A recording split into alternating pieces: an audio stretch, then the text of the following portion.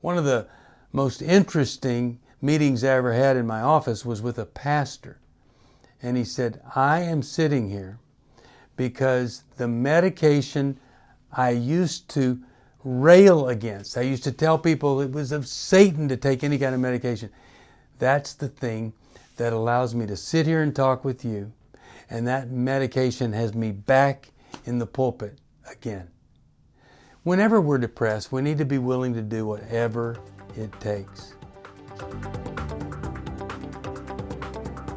From New Life Ministries, this is Going Deeper with Stephen Arterburn. I'm Stephen Arterburn.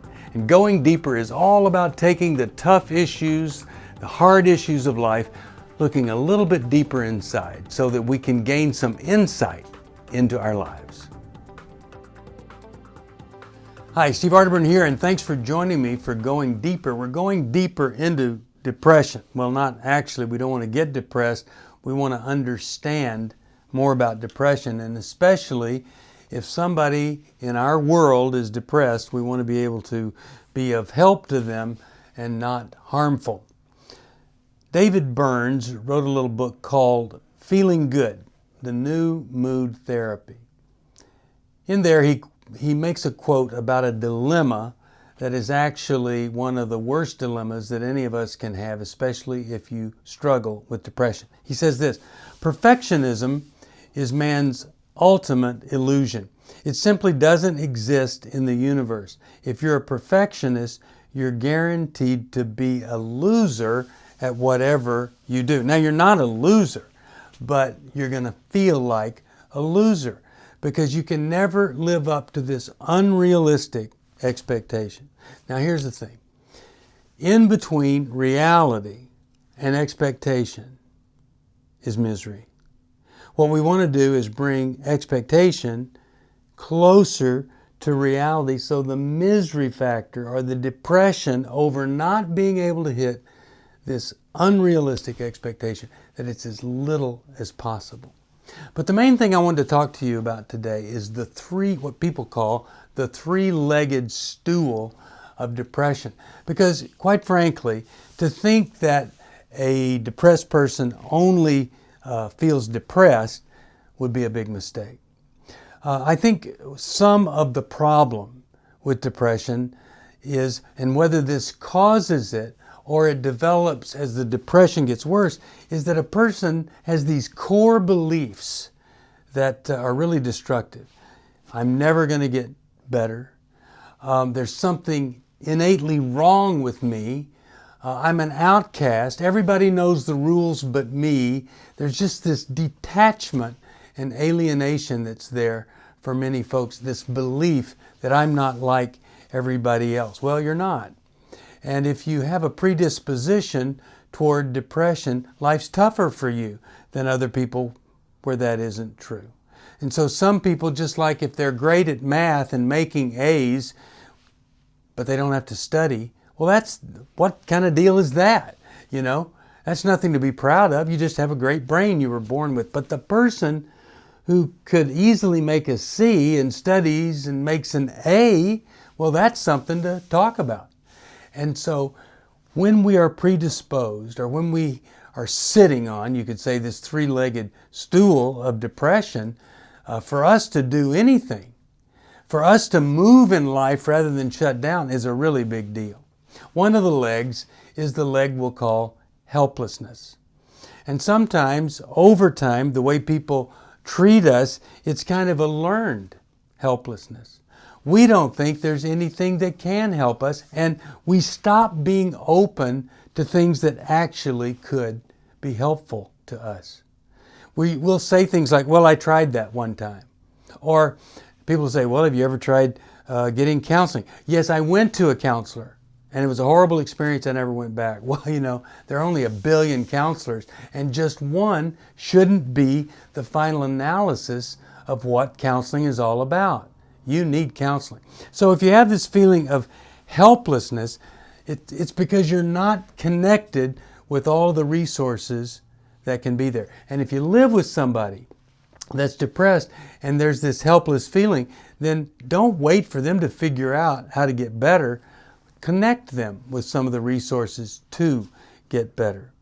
There's another feeling, kind of the sister or brother of helplessness, is hopelessness. In the helpless, I think I can't be helped. In hopeless, I see no reason to continue because there's nothing good coming around the bend or over the hill or around the corner. And so I just feel hopeless over all things. And you know, the chemical process in the brain that either causes depression or gets shut down because of depression, you just don't have the hormones and the chemistry that allows you to experience joy, hope, love, goodwill, things like that. They go away. Not because you're a weak person or weird person, but because there's a depletion in the brain that has to be corrected. Helpless, hopeless. Well, here's another H word, hostility. So often we see a person with depression unable to identify why they have this anger, bitterness, or hostility that's there. They're mad at the world. They're angry at certain people. They hold grudges. And all of that negative emotion piled onto a biological predisposition or environmental predisposition, all of that literally can shut the person down. So what they need is support. They need encouragement. Sometimes they need treatment. They need to be isolated and in a treatment program. Many times there is a medication that can pull them out of this, and maybe they take it the rest of their lives, maybe they don't. One of the most interesting meetings I ever had in my office was with a pastor. And he said, I am sitting here because the medication I used to rail against, I used to tell people it was of Satan to take any kind of medication. That's the thing that allows me to sit here and talk with you. And that medication has me back in the pulpit again.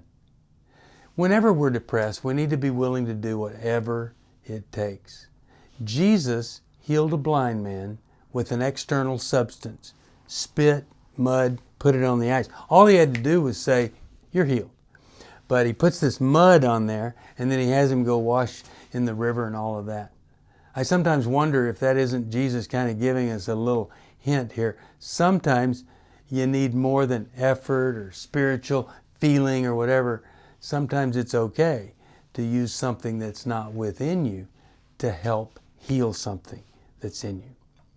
Next time we're going to talk about some distorted thinking that comes about whenever we get depressed or it causes depression.